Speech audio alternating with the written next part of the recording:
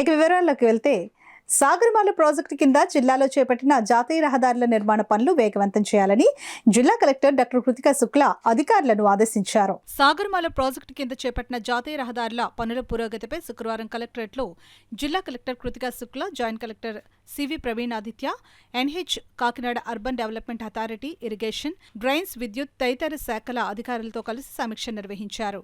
పోర్టులను జాతీయ రహదారులతో అనుసంధానం చేసే ప్రణాళికలో భాగంగా అచ్చంపేట జంక్షన్ నుంచి యాంకరేజ్ పోర్టు వరకు, అన్నవరం నుంచి వాకలపూడి వరకు జాతీయ రహదారి ప్రాజెక్టులకు సంబంధించి డ్రైన్ల అవుట్లెట్లు, కల్వర్టులు, పై వంతెనలు, రైల్వే క్రాస్లు, అప్రోచ్ రహదారులు, పైప్ లైన్లు తదితరులు సంబంధించిన వివరాలను ఎన్హెచ్ఏఐ అధికారులు పవర్ పాయింట్ ప్రెజెంటేషన్ ద్వారా వివరించారు.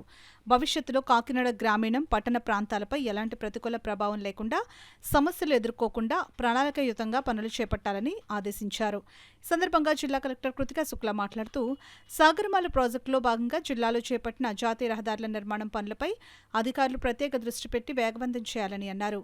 వివిధ శాఖల అధికారులు సమన్వయంతో వ్యవహరించి జాతీయ రహదారి ప్రాజెక్టు పనులు సజావుగా జరిగేందుకు ఎప్పటికప్పుడు పర్యవేక్షణ చేయాలని అధికారులకు స్పష్టం చేశారు.